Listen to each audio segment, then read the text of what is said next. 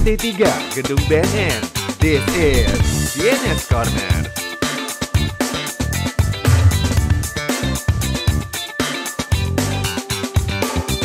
Halo Sobat Bersinar, sekarang ada Ilham Putra dan juga ada Aya, sekarang sudah hadir lagi nih. Dan kita tetap ya di CNS Corner. CNS Corner bersama penyuluh, dan sekarang kita kedatangan tamu yang spesial banget nih.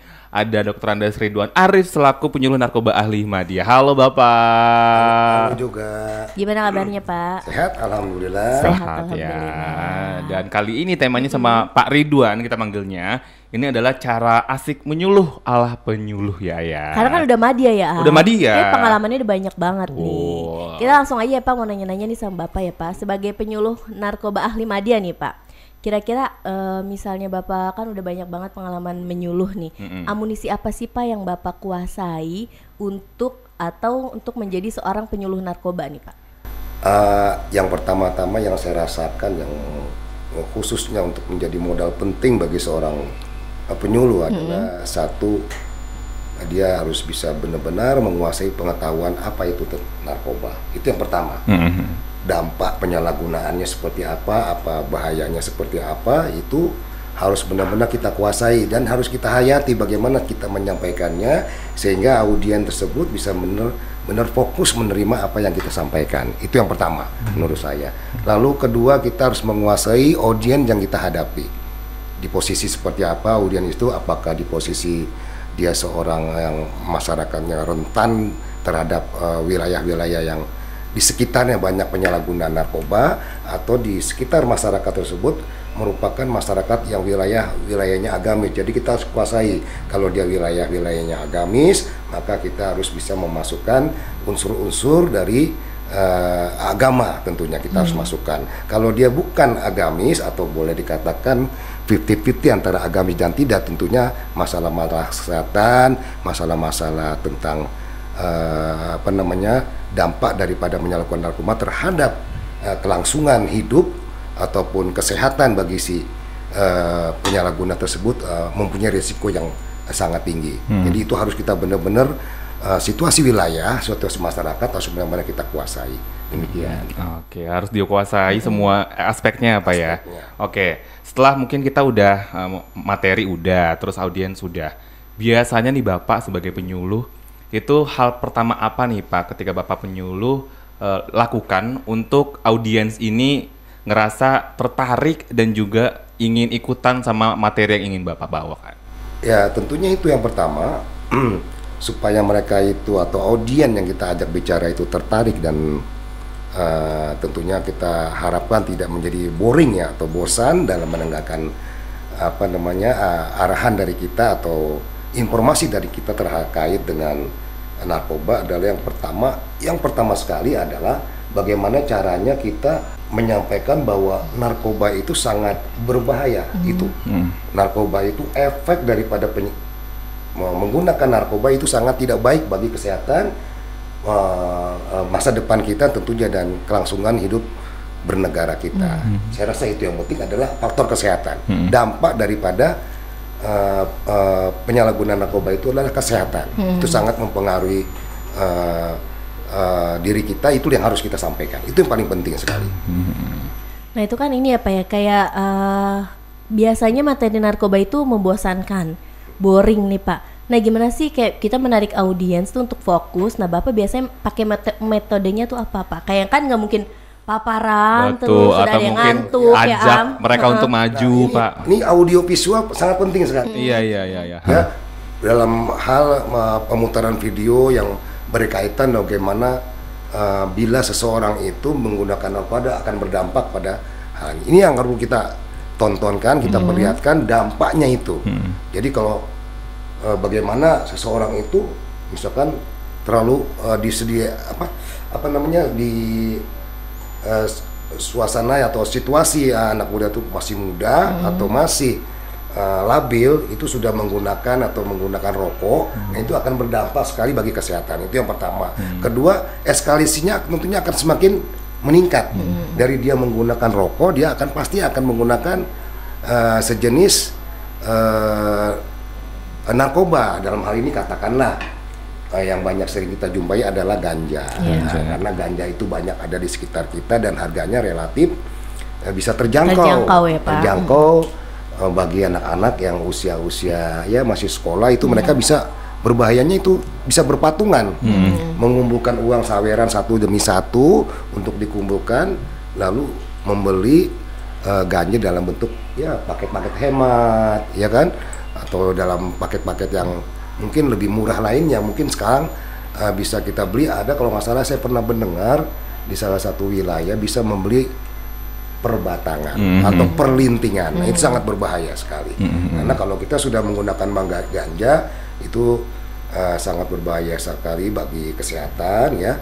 Tentunya dampaknya ya ada halusinasi. Nah, tentunya akan berakibat pada produktivitas kerja.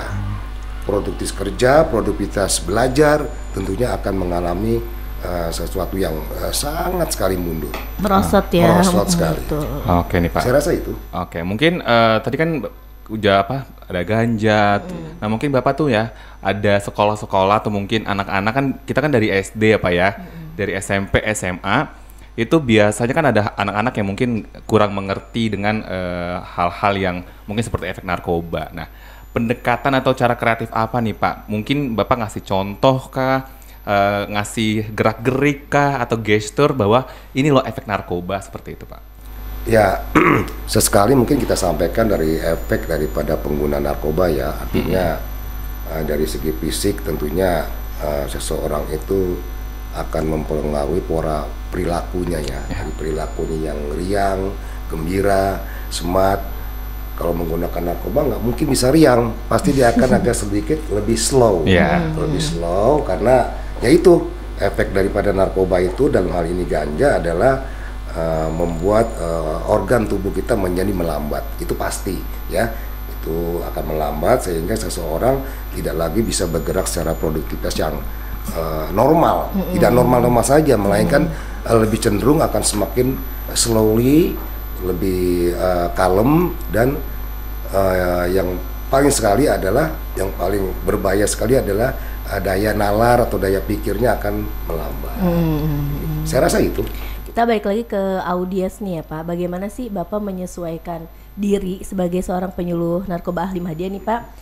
Kan audiensnya bermacam-macam ya Pak.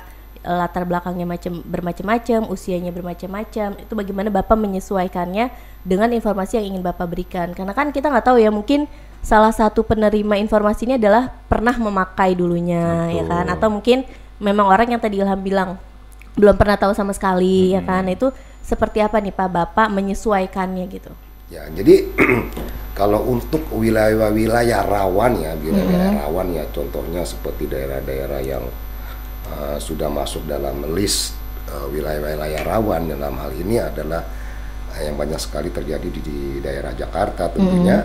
Itu berkaitan dengan penyalahgunaan narkoba. Tentunya kita mungkin kita harus masukkan dari aspek rehabilitasi. Itu yang pertama, rehabilitasi. Kedua, faktor hukumnya. Nah, jadi faktor hukumnya harus kita tidak bosan-bosannya, tidak boring-boringnya kita sampaikan kepada mereka berkaitan dengan si penyalahguna narkoba. Jadi harus kita sampaikan bahwa akan lebih baik kalau si penyalahguna itu harus direhabilitasi. Dan ini nggak perlu dikhawatirkan karena sudah difasilitasi di Undang-Undang 35 di pasal 50 bahwa bagi si penyalah narkoba ini haruslah direhabilitasi, bukan sebaliknya malah dimasukkan penjara. Nah, ini bukan suatu solusi. Seseorang itu nanti akan menjadi keluar dari permasalahan penyalahgunaan narkoba. Maka seharusnya harus direhabilitasi. Saya rasa itu. Oke Pak, nah mungkin Bapak punya cerita ketika Bapak penyuluhan, ada nggak sih hal-hal unik yang nggak terlupakan, mungkin anaknya, terus Bapak sempet inget anak ini tuh mungkin pertanyaannya lumayan kritis, akhirnya Bapak kasih maju ke depan, terus hal-hal yang seru mungkin yang Bapak ingat tuh punya nggak sih Pak? Jadi ya pernah ada ya. Waktu itu saya pernah bertugas di salah satu provinsi di Sumatera tentunya, di Bengkulu ya. Jadi saya pernah datang mengunjungi suatu desa yang boleh dikatakan cukup jauh dari kota. Nah, dalam suatu penyuluhan ada ya sekelompok masyarakat ya, saya bukan mengatakan anak sekolah karena kami diundang oleh kepala desa untuk menyampaikan bagaimana berbahayanya penggunaan atau penyalahgunaan narkoba. Narkoba ini di daerah banyak sekali mereka menggunakan seperti mushroom itu ya. Oh iya. Mushroom itu sejenis kotoran kerbau yang melalui proses alami waktu yang tidak beberapa lama itu tumbuh jamur dalam kotoran kerbau itu. Nah, ini banyak sekali digunakan oleh anak-anak di desa untuk dikonsumsi. Nah, ini ada beberapa pertanyaan dari anak-anak apakah menggunakan jamur-jamur tersebut apakah boleh atau tidak. Nah, ini karena sesuai dengan Undang-Undang 35 bahwa penggunaan mushroom atau jamur dari kotoran kerbau itu tidak boleh digunakan karena mengandung zat-zat narkotika tersebut ya, dapat membuat efek kondisi kesehatan kita menjadi tidak baik.